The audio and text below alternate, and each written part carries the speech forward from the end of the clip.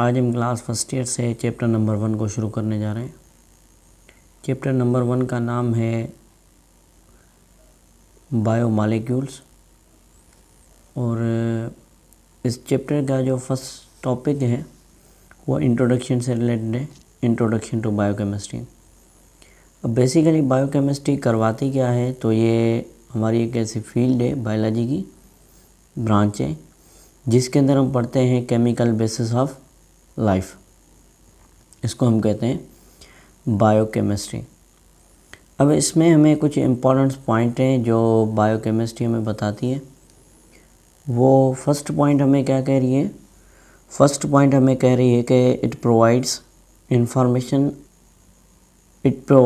Information about all the process carried out in living organisms from construction of the body structure to flow of information from nucleus.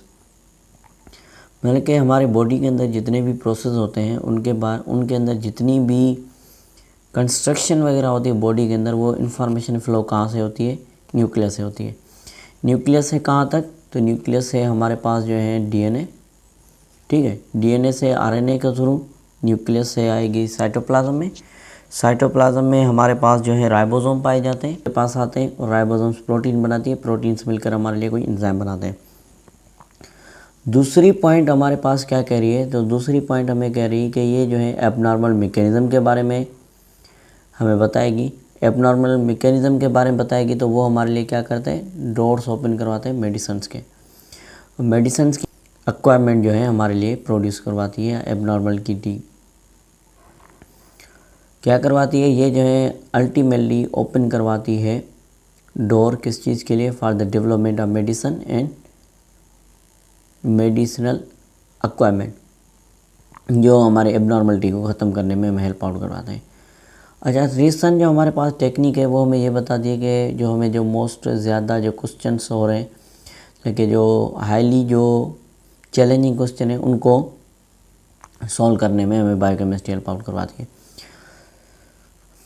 Next हमारे पास आती है कि जैसा कि हमें पता है कि ऑर्गन्स बने होते हैं टिश्यूज़ के, और टिश्यूज़ बने होते हैं किस चीज़ के? सेल्स के।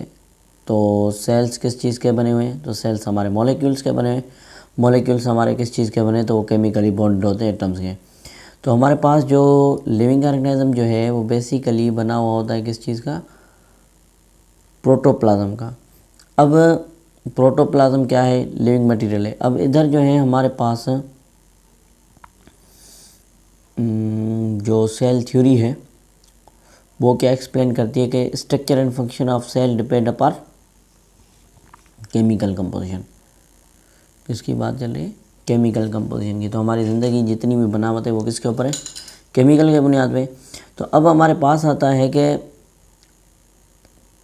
Chemical composition of the cell. So chemical composition हमारे पास सेल क्या है कि हमें ऑलरेडी पता है कि सेल जो है स्ट्रक्चरल यूनिट है ऑर्गेनिजम्स का, ठीक है। तो इसमें ऑलमोस्ट कितने % पानी पाया जाता है? 70 to 90%। अच्छा, ये प्रोटोप्लाज्म क्या है? तो प्रोटोप्लाज्म बेसिकली ये हमारे पास एक सेल है, फॉर सपोज करें ये सेल के अंदर न्यूक्लियस है, ये सेल का साइटोप्लाज्म, सही है, और ये न्यूक्लियस। तो इन दोनों को मिला के हम क्या कहते हैं? इन दोनों को लिविंग मटेरियल को हम कहते हैं प्रोटोप्लाज्म। तो ये बेसिकली किस चीज़ का होता है बना? इसमें ऑलमोस्ट 70 to 90% क्या होता है? वाटर होता है। बाकी जो रिमेनिंग मटेरियल होता है उसको क्या कहा जाता है? उसको कहा जाता है ड्राई वेट। अब हम जब ड्राई वेट को देखते हैं तो उसमें हमारे पास carbon containing long chain molecules होते हैं। उन मॉलिक्यूल्स को हम क्या कहते हैं? बायोमॉलिक्यूल्स कहते हैं। जो ऐसे कंपाउंड जो लिविंग ऑर्गेनिज्म की बॉडी के अंदर बनते हैं उनको बायोमॉलिक्यूल्स कहा जाता है। अब बायोमॉलिक्यूल्स हमारे पास जो बनाते हैं उनमें मेजर हमारे बुक में जो है 6 बताए गए, ठीक है। Carbon, hydrogen, oxygen, nitrogen, phosphorus और सल्फ़र। कहीं कहीं पे कैल्शियम का भी जिक्र आता है इसमें।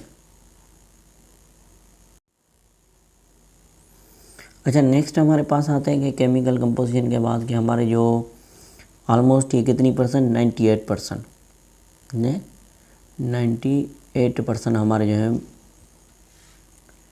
बायोमॉलिक्यूल्स होते हैं। हमारे पास बेसिक जो है फंडामेंटल जो है बायोमॉलिक्यूल्स उनकी टाइप्स हैं, 5 है।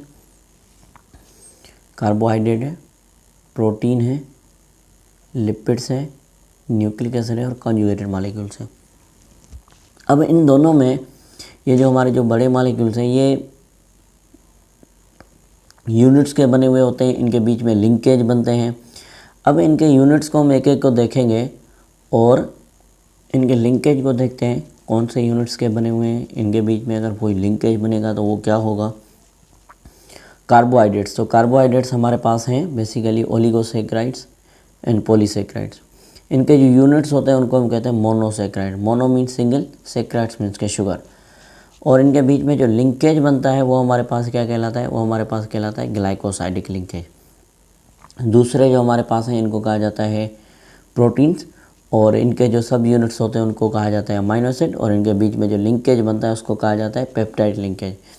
नंबर थर्ड हमारे पास जो आता है इसको हम कहते हैं लिपिड्स, और इसमें जो है हमारे पास फैट एंड ऑयल्स आते हैं,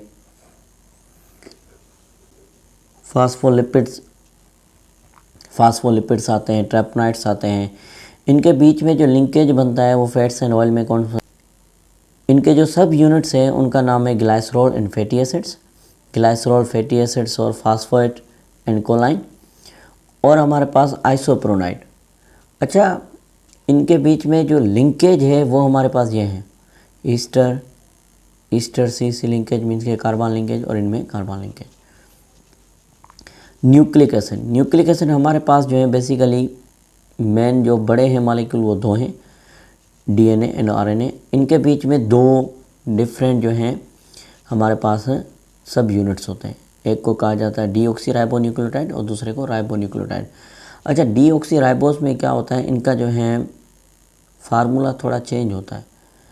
राइबोस में C5H10O5 होता है और डीऑक्सीराइबोस में C5H10O4 होता है। इसमें एक ऑक्सीजन की कमी होती है। नेक्स्ट हमारे पास इन दोनों के बीच में जो लिंकेज बनता है वो फास्फोडाइस्टर लिंकेज बनता है, ठीक है, फास्फोएस्टर लिंकेज। और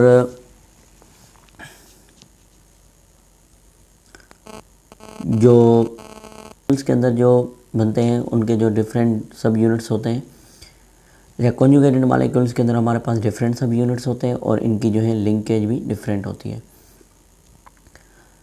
अब हमारे पास जो है लिविंग ऑर्गेनिज्म में इनकी जो परसेंटेज डिफरेंट बताई गई। हमारे बुक में जो है 2 को कंपेयर किया गया, एक बैक्टीरिया और दूसरा मेमालियन सेल्स को। अगर हम दोनों के अंदर देखते हैं तो पानी का परसेंटेज दोनों के अंदर सेम है, प्रोटीन का परसेंटेज डिफरेंट है, 15% है बैक्टीरिया सेल के अंदर और 18% है मेमालियन सेल के अंदर। कार्बोहाइड्रेट दोनों में चेंज है, बैक्टीरियल सेल में 3% है और हमारे सेल्स में मेमालियन में 4% है। लिपिड्स 2% और 3%। डीएनए बैक्टीरिया के सेल में ज़्यादा होता है, हमारे बहुत सेल्स में कम होता है। और आरएनए बैक्टीरिया के सेल में ज़्यादा है, हमारे सेल में कम है। और ऑर्गेनिक कंपाउंड्स दोनों में इक्वल हैं, इनऑर्गेनिक ऑइंट्स भी दोनों में इक्वल हैं। वो है synthesise and breakdown of the large molecules, ठीक है। तो पहले हमारे पास सिंथेसाइज आती है बात। तो सिंथेसाइज में हमारे पास क्या आता है कि 2 मॉलिक्यूल्स होते हैं हमारे पास, एक होते हैं मोनोमर्स और दूसरे होते हैं पॉलीमर्स। तो मोनोमर्स हमारे जो हैं स्मॉलर होते हैं साइज़ में, इनका वेट लो होता है, इनको हम सब यूनिट्स कहते हैं मोनोमर्स, या इनको हम कहते हैं बिल्डिंग ब्लॉक्स। जब ये आपस में मिलते हैं तो हमारे लिए क्या बनाते हैं, ये हमारे लिए बनाते हैं पॉलीमर्स। क्या बनाते हैं, पॉलीमर्स बनाते हैं। अच्छा, अब ऊपर तो हम पॉलीमर्स और मोनोमर्स के बारे में ऑलरेडी डिस्कस करके आए। आगे प्रोसेस की जब बात आती है तो प्रोसेस में हमारे पास देखें मैक्रो मॉलिक्यूल्स हमारे किससे बन रहे हैं, मोनोमर से मिल रहे हैं। और मोनोमर्स जो है हमारे जैसे रेल में जो है डिफरेंट जो हैं कार्स जो डब्बे होते हैं वो मिलकर हमारे लिए एक बड़ी ट्रेन बनाते हैं, सेम इसी तरीके से। अब इधर आप थोड़ा डायग्राम में गौर करें तो कंडेंसेशन प्रोसेस हो रहा है। कंडेंसेशन प्रोसेस कैसे हो रहा है, एक हमारे पास मोनोमर 1 है और दूसरा हमारे पास मोनोमर 2 है। अब ये दोनों आपस में मिलने वाले हैं। अब जैसे ये मिलेंगे तो क्या होगा, इनके बीच में से वाटर रिलीज़ होगा, 2 हाइड्रोजन और 1 ऑक्सीजन। जैसे ही 2 हाइड्रोजन और 1 ऑक्सीजन रिलीज़ हो रहा है तो हमारे पास इधर क्या चीज़ बन रही है, इधर एक बन रहा है डिमर। डिमर कहते हैं ऐसा जिसमें 2 हों, बेसिकली ये डायमर है। डायमर मीन्स कि ऐसा मॉलिक्यूल जिसमें 2 मोनोमर हो। तो इस प्रोसेस को हम क्या कहते हैं, इस प्रोसेस को हम कहते हैं कंडेंसेशन डिहाइड्रेशन। अब इधर हमारे पास क्या बना है, इधर हमारे पास एक कोवलेंट बॉन्ड बना है। कोवलेंट बॉन्ड बनने की वजह से हमारे जो हैं 2 मोनोमर्स आपस में मिल चुके हैं, वाटर का मॉलिक्यूल रिलीज़ हो चुका है साइड में और हमारे लिए एक डायमर बन चुका है। अच्छा, नेक्स्ट हमारे पास आता है break down of large molecules और break down of the macro molecules.